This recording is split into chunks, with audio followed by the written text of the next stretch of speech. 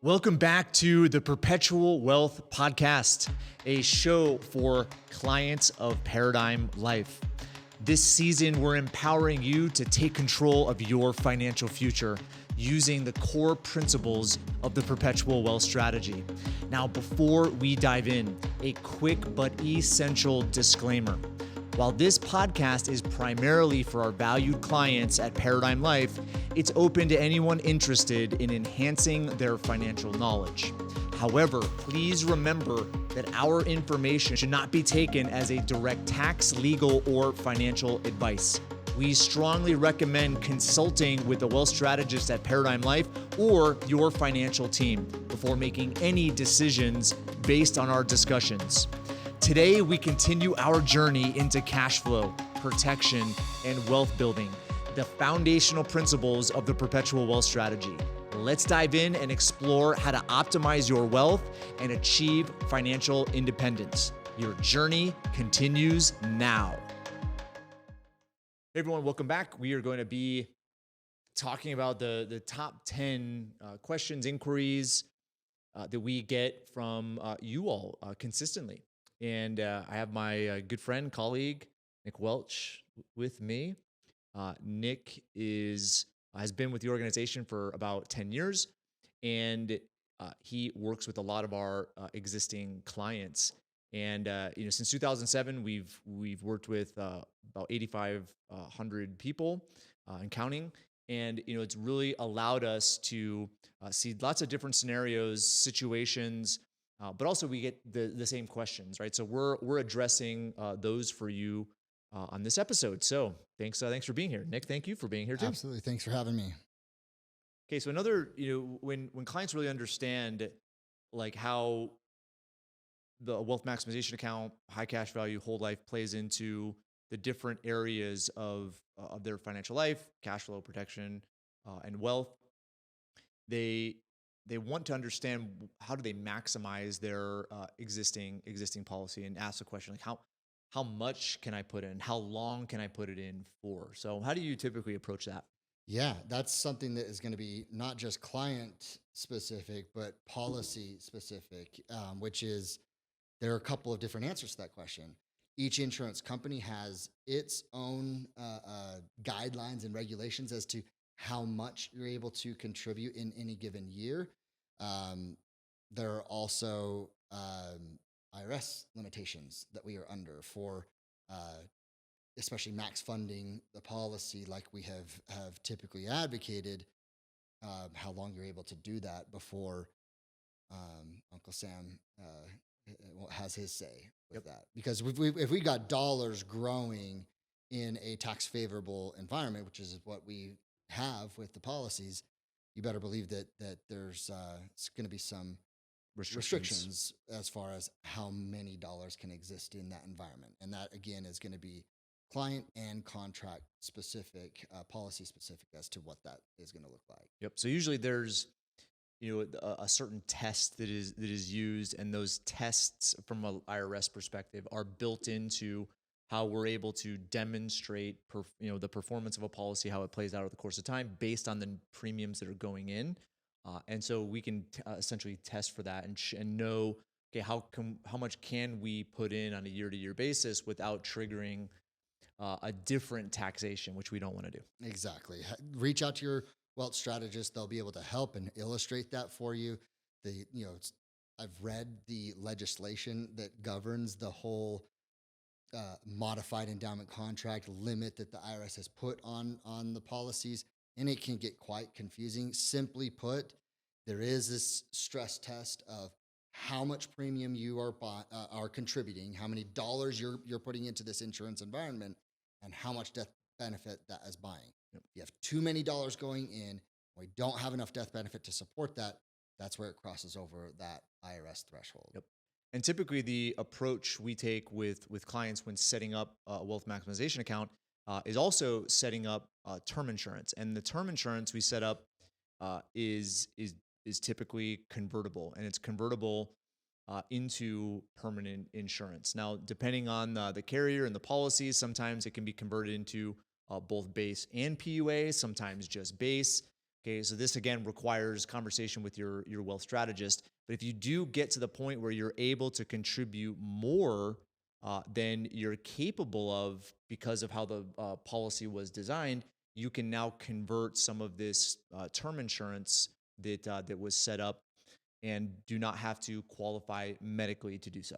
That's exactly right. I mean, when we're looking at whole life insurance wealth maximization account, typically the approach is what's the uh, uh, um, most amount of cash flow, savings ability? What does that look like? Or what might already exist when it comes to dormant, lazy assets that we can make more productive? And based on that amount, what's the least amount of death benefit that we need to stuff in that cash so that we can get the most living benefits that this environment happens to provide us? But when we're taking that approach, uh, uh, you're going to be significantly undercovered from a human life value perspective. You don't have the amount of coverage that you should to cover the risk of you passing away, and that's why use that as a starter point, and then supplement with that, whether internally as part of the whole life policy or externally with a standalone term coverage, some amount of coverage to cover that gap very inexpensively, get you the amount of coverage that you need. And again, we would typically do so in the form of convertible term coverage so that you've got that ability that as cash flow and savings ability increases, that you can, without having to go through the rigmarole of underwriting, utilize that as an additional place to park some funds, start an additional place to park some cash flow. Okay, so another question that we get quite often is when essentially clients are comparing their policy to another asset, right? So the question is, like, how's my policy performing? What's it doing? Is it doing what it's supposed to do?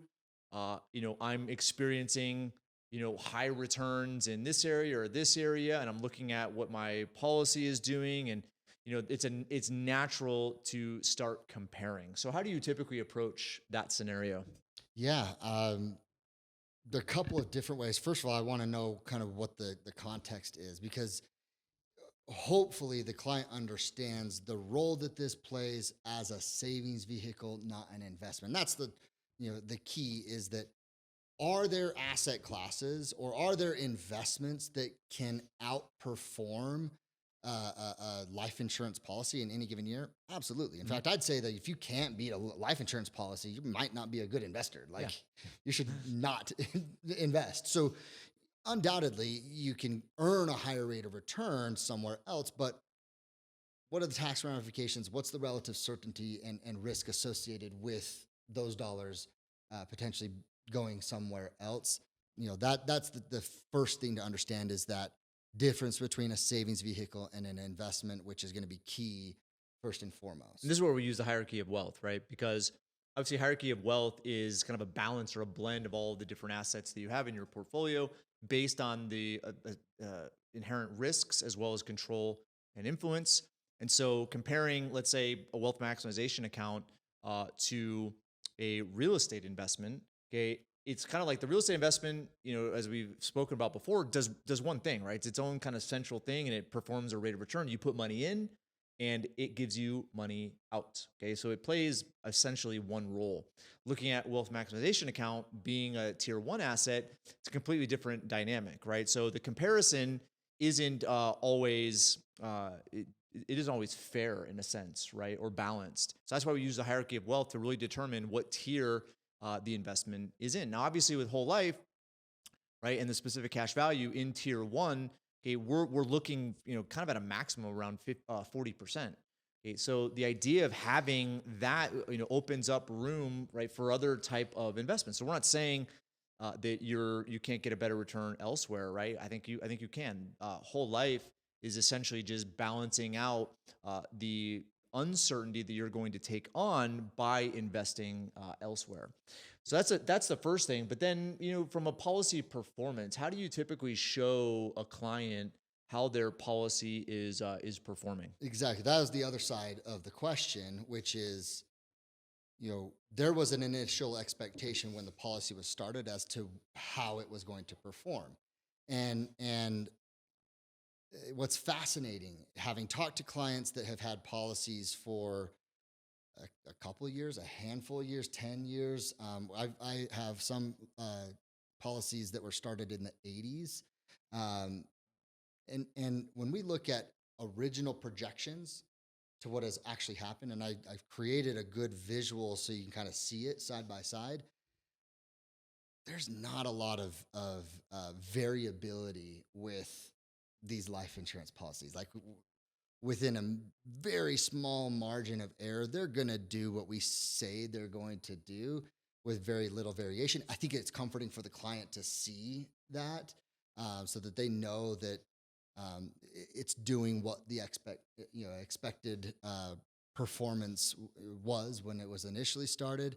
Well, this is but yeah. important because if typically when clients come and ask this question, they're experiencing, I would say, a short-term gain in a specific area. It could be in a savings account, a money market account. It could be in the stock market. It could be in their 401k, their retirement account. It's like, wow, it did this year. Okay, how is my policy performing? And it's like, your 401k did 10%, your policy did like 5.5%, right? It's one of those like, wow, why would I do that? Why would I do this instead of this? Right. So again, it's like the short term versus long term is very interesting, right? Because I think because of how we experience reality in life, okay, it's very short term focused, right? It's very in the present and right now. Preparing for the future, right? From a rational standpoint, I think we can all understand and agree with and probably have a conversation around. We got to realize that like this is the vehicle for the long term, right? It's going to do what it's going to do on an annual basis. Okay. It's not going to be very sexy. It's not going to be like ups and downs and big gains and small gains. It's going to be consistent and it's not going to lose anything. And ultimately it's going to perform how it's going to perform over the long run. Yeah, not going to lose anything is key, because this is, as certain of an asset class as you'll be able to find, in my opinion. So that's key.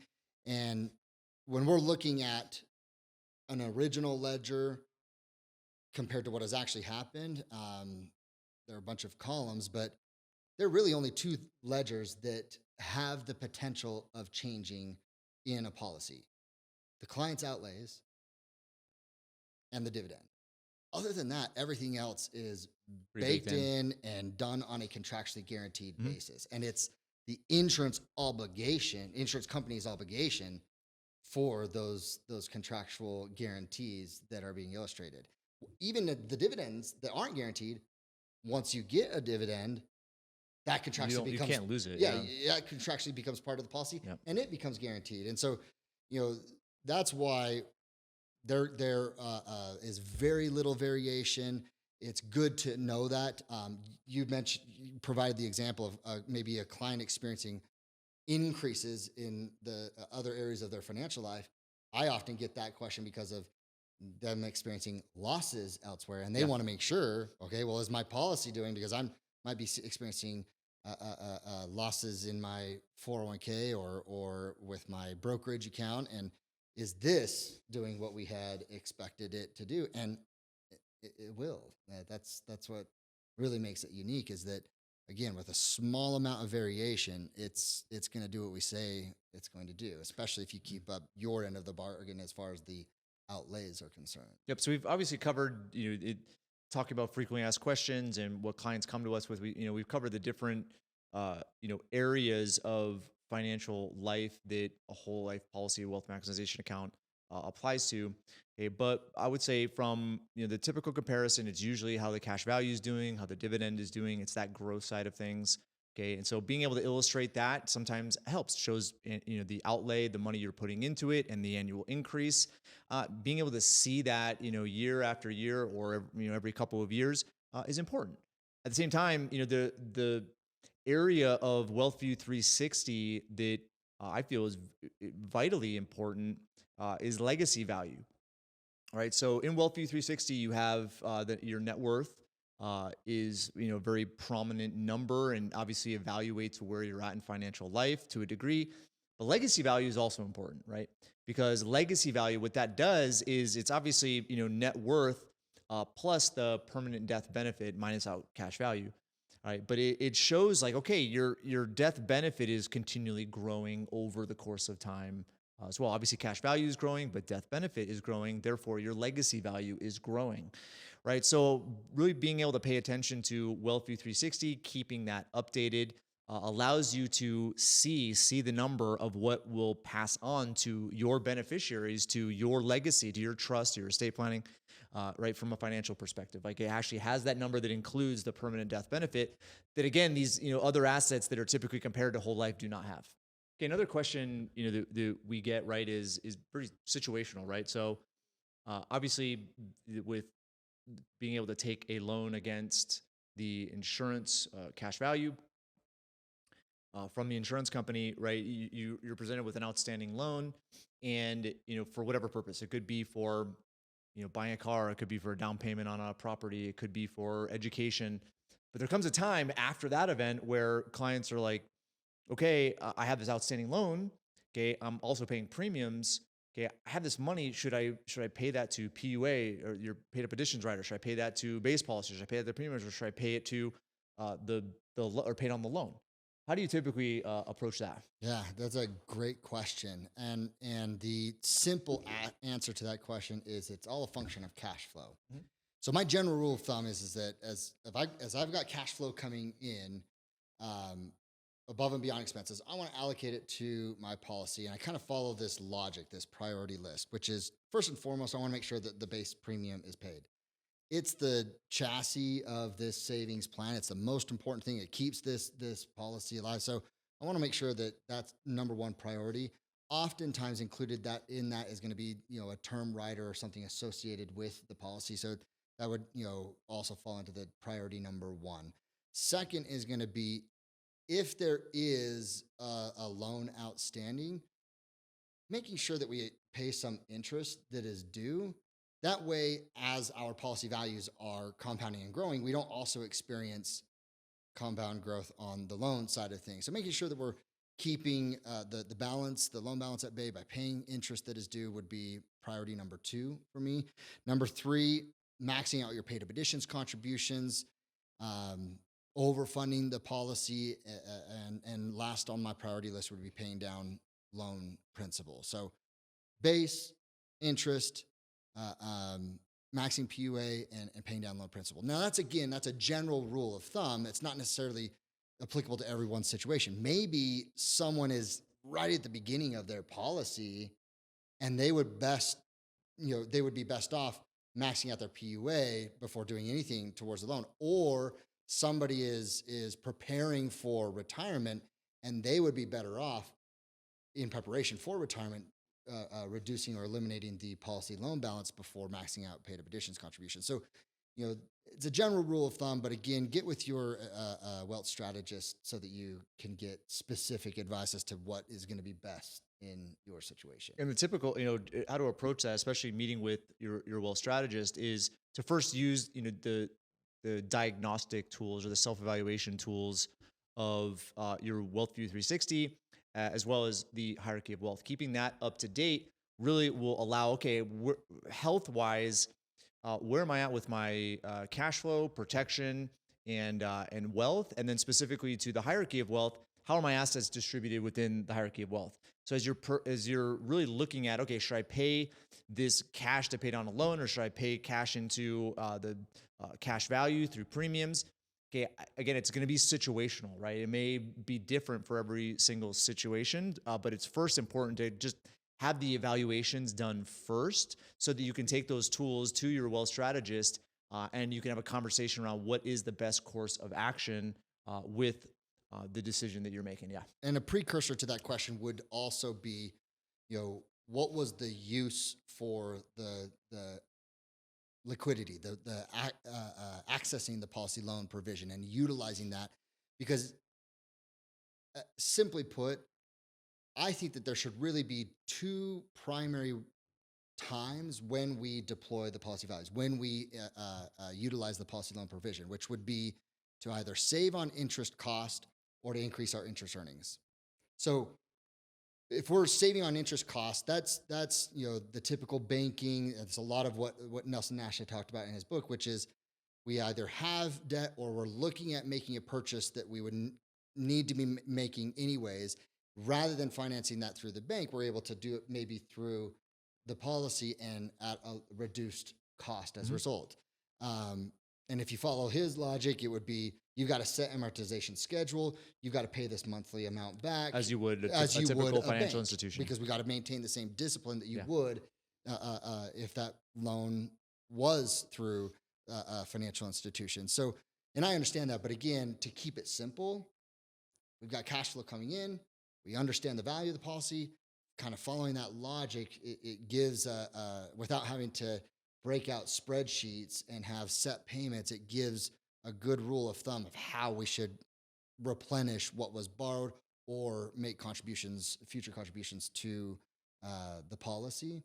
And if we're also utilizing it for the acquisition of assets, increasing cash flow, increasing our interest earnings, the same would be true that we want to funnel any cash flow above and beyond expenses back to the policy as well. But the inevitable result of saving interest or earning interest should be that your cash flow would increase. So if we go down that list of base, interest, PUA, and base premium, and we still have excess cash flow, that's when we're going to need an additional place to park those funds or an additional savings bucket. And I would say that it is the rule more than it is the exception that our clients, as a result of putting the policies to use, increasing that cash flow efficiency in their lives, end up needing an additional place to park those funds, which is, I'd say, maybe priority item number 5, which is an additional policy. So this is where I'll kind of break into maybe a side conversation around this, which I think we can apply to earlier in the examples we're giving. But if you look at the first example you gave, which is the source of the policy loan, right? So policy loans are, I would say, going to be used when there is an expected or unexpected event, right? Where it requires money. Could be an emergency event, unexpected, like medical, et cetera, or a deductible on a P&C, property and casualty type of insurance policy. Or it could be an expected one, whether it's a vacation or whether it's let's say tuition for school for a child, or a bike, or I mean, there's so many different like big one-time expenses that are not part of like fixed expenses inside of a budget or a spending plan. So the idea is like you use a policy loan to pay for that, but the idea is to also replenish that, right? So it's to use cash flow to pay that back. But also, a policy loan can be used in order to, let's say, put money into your business, right? Whether it's maybe a marketing campaign or a software project, or to make an investment into a property, or maybe a down payment on your primary, a primary residence, new primary residence, or an addition to your house. So the idea, again, it's like everything relates to cash flow, right? Because the idea is to use the policy loan as opposed to a car loan or a second mortgage or a credit card, okay, or even a student loan. But the idea is to pay it back as you would a typical financial institution, right? But then when it comes to making an investment, the idea behind making the investment is to grow wealth and obviously improve cash flow. If you're improving cash flow, you want to replenish that debt, right? You want to pay off that debt ultimately. So there's lots of different scenarios that you're likely facing if you come to us with this question. There is no specific scenario that everybody has when they come to us with this question. All the situations are different. So that's where it's important, again, to do some self-evaluation, really see where you're at holistically using WealthView 360. Okay, and then obviously, keeping the hierarchy of wealth up to date so you know where your asset distribution is. Yeah, absolutely. And meet with your advisor so that they can kind of help put those things together. Okay, another question we get really relates to the financial times that we're in, but also the spreading of information, right? So, and this is not just where we're at today. This recording happens to be in 2023, but I would go to 2009, 2010, 2011. right? There's the economic circumstances are always changing, right? Because people, right, are uh, predictable in some sense, but unpredictable in another sense. So you're always going to have like fluctuations and volatility when it comes to life, period. Okay, and obviously there's no exception in the financial world. So looking at whether it's bank failures, corporate failures, fraud, like we're going to have a semblance of that. Additionally, you're going to have the sensationalization, right, of what happens, because obviously the media sources that we get information, right, are paid by eyes, right, who view advertisements.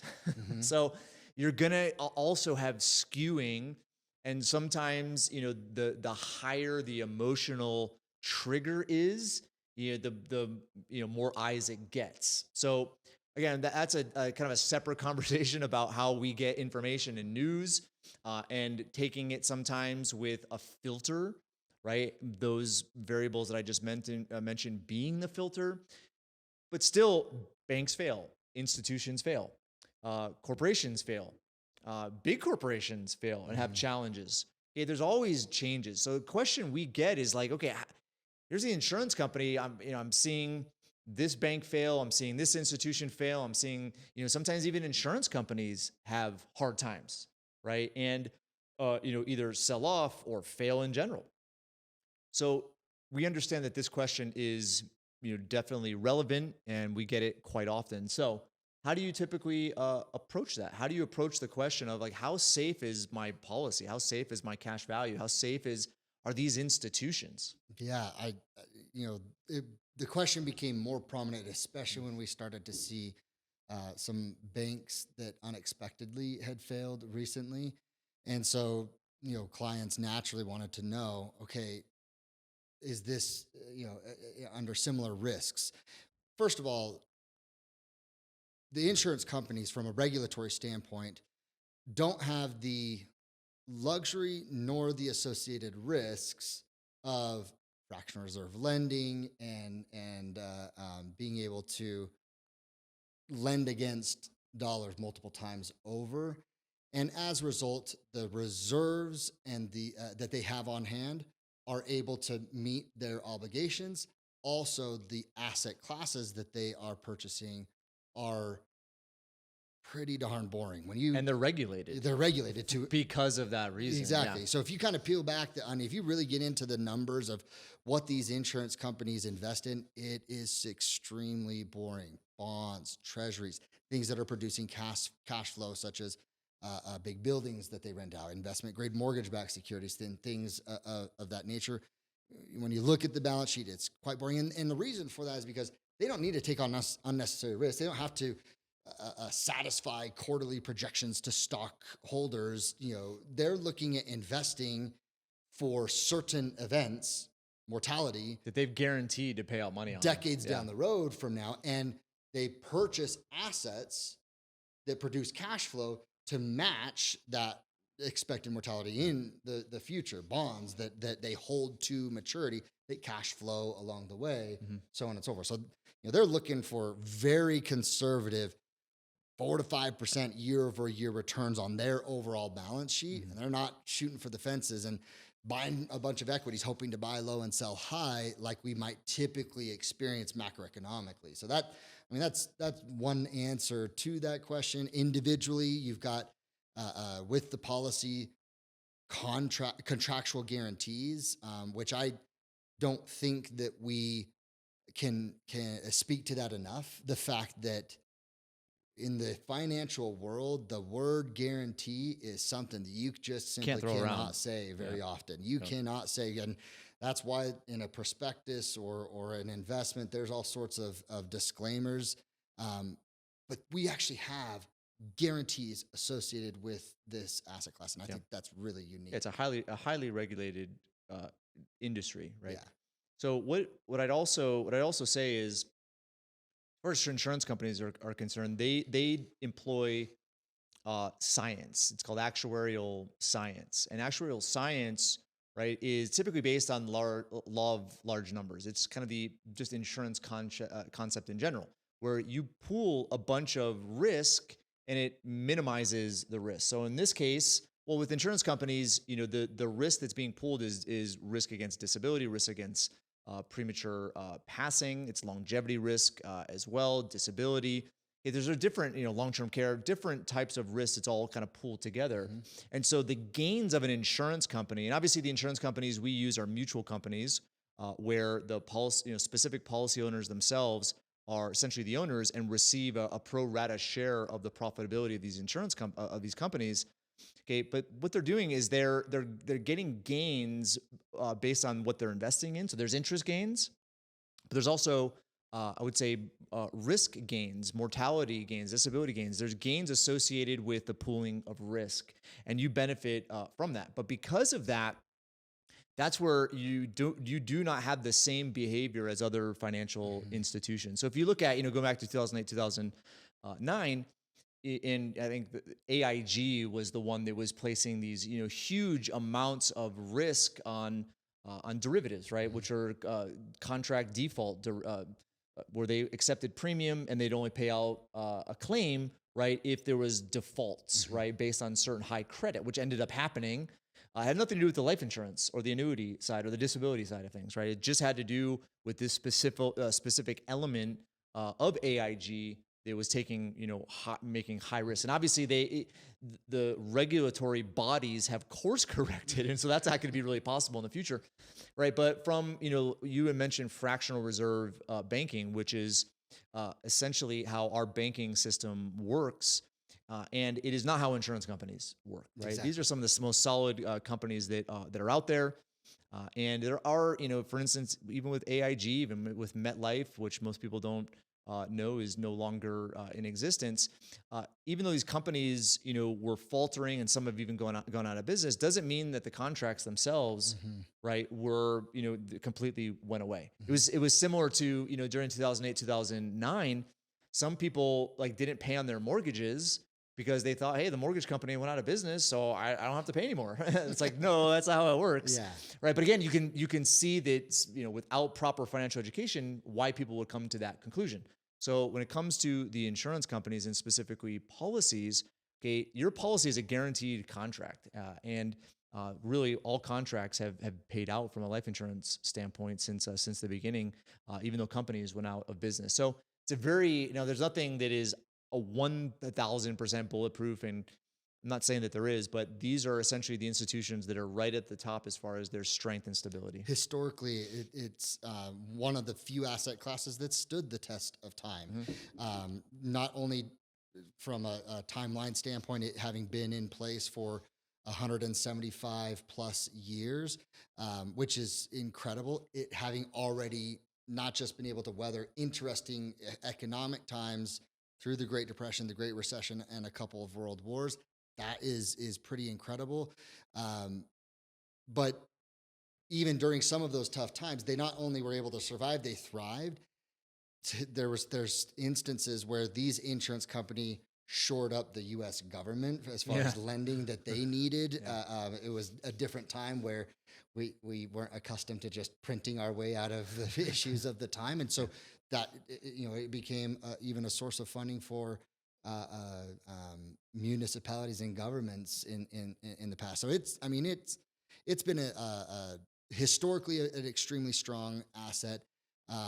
There are some stopgaps, maybe even that clients don't know about, such as reinsurance, which would kick in if unexpected losses were occurring. So in the event of life insurance, which most of our clients have, if they were experiencing unexpected number of claims, reinsurance would kick in and help cover those unexpected costs. So reinsurance, again, is an insurance policy that the insurance companies buy. Exactly. Right? Covering their insurance They pay policies. a premium that covers their insurance policies. Exactly. And that's there's also regulation on around that. And usually it has to do with the asset base of the insurance companies, their ratings, their investment performance.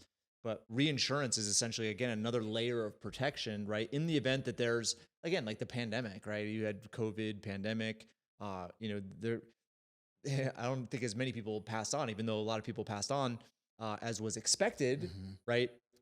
Even if it did, right, reinsurance exists for those kind of excessive claims that would take place. Exactly. Yeah. So, at the end of the day, I told people that, you'd be hard pressed to find a safer asset class on planet Earth. The only thing that might be safer would be ammunition and seeds for growing. Maybe Farming. your skills of bartering and farming, because in like a true macroeconomic meltdown, like if we if the dollar became worthless, it doesn't matter where your dollars are. It doesn't matter if that were the case. So this would be the last asset class to go, and if that were to go, then you better hope that you've got Yeah, some other problems. Yeah, exactly. It didn't matter where the dollars were at that point. So Okay, a question we get, which I think is propagated by other financial gurus who are comparing, investments and financial products to whole life, right? Is this idea that you don't get your cash value and your death benefit, right? And so there's lots of confusion around, okay, what is cash value and what is death benefit, and why don't I get both? So let's kind of get into this. How do you typically approach that question? I think it's a misunderstanding as to what the cash value is, first and foremost, um, and what it represents. Because once we understand what it is, then it makes a lot of sense. So, from our perspective, when we're looking at our cash value, that is our living benefits. That's what we've got the ability to access and utilize throughout our lives, et cetera. But from the insurance company's perspective, what that value represents is the amount of equity that they have been able to build up in that policy. And the difference between that equity amount and the death benefit is the amount of risk that they are under at any given time. So I had mentioned in a previous episode, there's a lot of similarities between how these policies function and how a mortgage works. So again, as morbid as it might sound, we're financing the value of our life for a few decades. Um, we've got equity that is growing, and as you get older, that equity cash value amount is going to get closer and closer to the death benefit amount until ultimately maturity, when they are equal to each other. So let me Yeah. kind of interrupt here. So if you look at kind of base whole life, right, it is kind of like a long-term financing, right? It's like 100-year financing. Mhm. Imagine if you had a 100-year mortgage, Yeah. right? Really low payment, but you've been paying on it for 100 years. Yeah. Okay. And obviously over the course of 100 years, your home builds up equity. Okay. But you don't have equity immediately because you just financed it and you're paying a dollar amount. Now, you could buy the home outright, right? But usually people do not have all the cash to do that. But with inside of insurance, okay, there are single premium policies where you can pay for an entire, let's say that you want a death benefit of $1 million. Okay. You don't have to pay like small base premiums. You could pay like, it depends on age, depends on health, et cetera. But let's say it's like $100,000, Mhm. right? So that $100,000 goes in, the majority of it's in equity, Yeah. right? And then over the course of time, it continues to grow, okay? And you get dividends and so forth. Okay, but looking at how most people are purchasing policies that we recommend, right? They are paying a base premium, maybe some PUA. So they're essentially are financing that big death benefit over the course of time. Exactly. So in the case of a mortgage, if you got a year, 10 years into a 60-year mortgage, and then you pass away, what does your family get? Well, they only get the amount of equity that you had been able to build up in that piece of property. But in the case of life insurance, the insurance company is on the hook for paying out that death benefit amount whenever mortality occurs, which is why they ask about our health and lifestyle questions about jumping out of planes or scuba diving and things of that nature.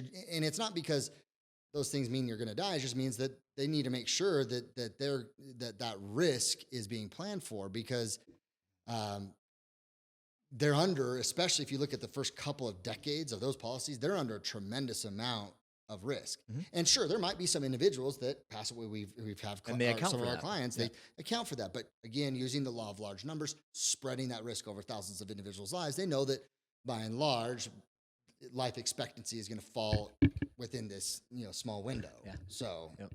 yeah. Okay, so really looking at what cash value is and what a death benefit is, right? Cash value, technically is like the net present value. It's the present value today of a future death benefit. And that future death benefit is going to be based on continually paying premiums, Hmm. right? Getting interest, getting dividends. Okay. But essentially, cash value is the present value of that future value. Correct. Yep. So it is the equity. So essentially, building up equity in a house, right? You don't get the equity and the value of the house. Right. Okay. They're part of kind of the same thing. Exactly.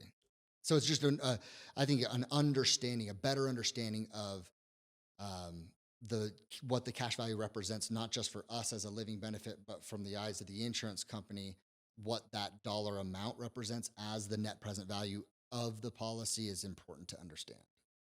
Okay, another question we get, really has to do with changes in the economy, specifically to interest rates, right? So as if you look at really the 2000, post 2008 2009, Great Recession, financial crisis. Okay, there really became a hyper low interest rate environment, and then of course you had COVID, and then interest rates went down even a little bit more. Then you get into post COVID, and obviously we experienced quite a bit of inflation, so interest rates started to go up, right? So as interest rates fluctuate, like what does that have to do with policy performance? And so we get this question a lot because insurance companies, a lot of their assets are based on market interest rates. And so as interest rates go up, the assumption is so do the investment returns of the insurance company. So, I mean, it's a logical question, makes sense. We get it quite often. How do you typically approach that? Yeah, it's a great question. That says to me that the client understands that there is a correlation there. It may not necessarily always equate to an immediate correlation. Because if we think about it, yes, these insurance companies invest heavily in interest sensitive types of vehicles, bonds, treasuries, et cetera. Um, but in the case of an increasing interest rate environment, it's not that they are offloading all their assets at a discount just for the sake of buying higher yielding instruments at that time. So again, they're holding these assets to maturity, and so what we've seen historically is in high interest rate environments, yes, there could be an increase in the dividends, the yields of the insurance company, and ultimately what we as policyholders receive in the form of dividends, also increasing, but it's not always immediate.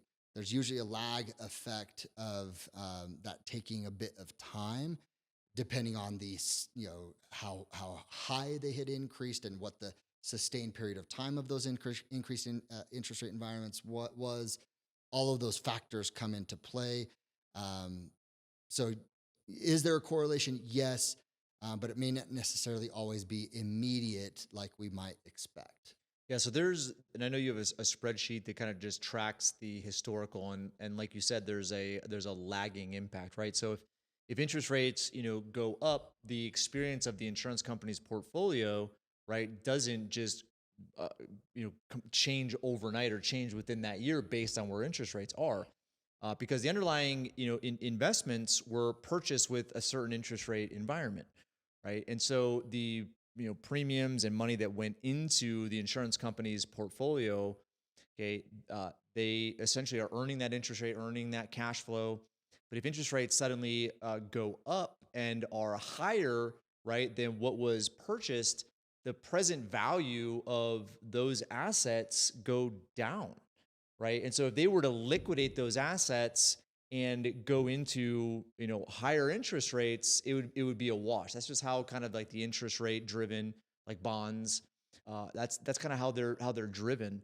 So the idea is like, all right, if interest rates go up, then all future cash flows will experience those higher interest rates. So the premiums, right, going into a contract in a higher interest rate environment will experience higher interest gains.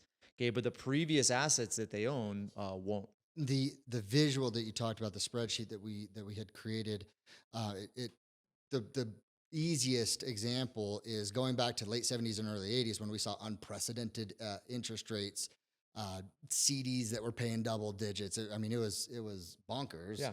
Um, we also have dividend crediting rates for a couple of insurance companies dating back to those times, and that's what you see is that a couple of years after those spikes in the early 80s is when dividend yields also went up. I think, frankly, because we've been in a depressed interest rate environment, not just dating back to the housing crisis of 2008 2009, but before that, the decade before that, really going to late 90s, we've been in a really depressed interest rate environment for a significant period of time, and I think that it's quite incredible that the insurance companies have been able to be profitable and produce with the environment that they've been subject to for the last couple of decades. So that speaks to reduction in costs and automation and some of those things that are occurring. But I think that that needs to be spoken of as well, which is we're experiencing a little spike in interest rates. What we're feeling, inflation cooking hot and things of that nature. But when we spread that out, we kind of zoom out and look at the big picture. This is a relatively short period of time that we've experienced that increase in interest rates. And if we did experience that for a sustained period of time, undoubtedly that would increase the profitability and the dividends that policy holders would be receiving. So I'll add one last thing to this. So obviously, higher interest rates, right, are going to give higher yields to insurance companies, which then obviously pass on net profits through to policy owners in the form of a dividend. We also got to realize, this goes to the point you were making about how insurance companies have, essentially kept their guarantees and continually paid dividends despite the low interest rate environment. Insurance companies have lots of money, right? So they're always looking for deals, and they always find deals. Okay, and I think right now it hasn't necessarily played out, but typically when you have these shifts in the economy, right, and the price of money, which is interest rates, it fluctuates. Most people in a low interest rate environment, whether it's entrepreneurs, businesses, et cetera, they take on a little bit more risk because the cost of debt isn't that much. They take on debt and they obviously put that money into a business, put that money into a venture. When interest rates go up and they require more debt, the cost of money goes up. And usually that doesn't play out for businesses and entrepreneurs, right, who are taking these risks. So what ends up happening is deals present themselves that otherwise would not have presented themselves, right? Because the carrying costs of debt are going up, Yeah. right? Even collateralized debt. So you really look at that, and it eventually flushes through the system. But those with cash, right? Those and insurance companies are right at the forefront of this. And there's so many different examples that we have where insurance companies have gone in and essentially bought a piece of property, or essentially bought. Let's say it's a bond, right? Just essentially pension funds or other groups, right, who have to rebalance their portfolios and maybe took a little bit excessive risk because they couldn't meet the obligations, have to unload assets that they otherwise wouldn't have done, right? If the interest rate environment stayed the same, insurance companies come in and are able to get highly discounted assets. So that's another part of, I would say, their investment strategy that they've deployed over, a pretty long period of time.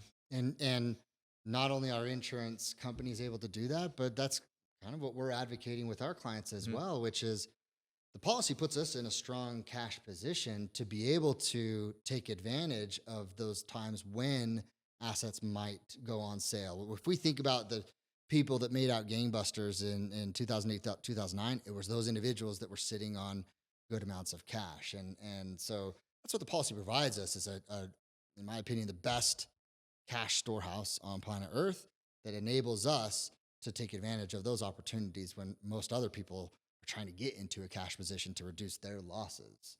So it's, the insurance companies are doing it. We are able to do that at the same time because the liquidity exists regardless of what might be going on macroeconomically with the policy loan provision. Okay, awesome. The other thing I said that dividends inevitably would go up, but in an increase in interest rate environment and in an increase of overall portfolio yields to the insurance company, that can lead to dividends going up. But the portfolio performance is one of three different factors that really go into the profitability and ultimately what we receive as dividends. Also included into that equation would be mortality experience and general costs of doing business. So one of the things that has helped insurance companies in the last couple of decades with the depressed interest rate environment and maybe reduced portfolio yields, we've also seen increases in mortality expenses Yeah. or excuse me, reduction in expenses, increase in overall mortality because life expectancies are longer, and as a result, that has helped. So there are other But factors that go into that. we've also seen like more stringent underwriting guidelines. Yes. Right, where companies become way more, I would say, conservative. Right, where uh, they require more a more healthy individual to get specific ratings. So they're able to really, I would say, balance not just the interest rate environment, right, but also the mortality expenses which go into their profitability. Yeah. So expenses, or excuse me, portfolio returns, mortality expenses, and overall cost of doing business. Those things are all go into how a dividend is ultimately calculated and paid out to policyholders. Um, so there are different factors that come into play. But yes, if we did see increases in interest rate environment, it does help on one of those factors. Being portfolio profitability.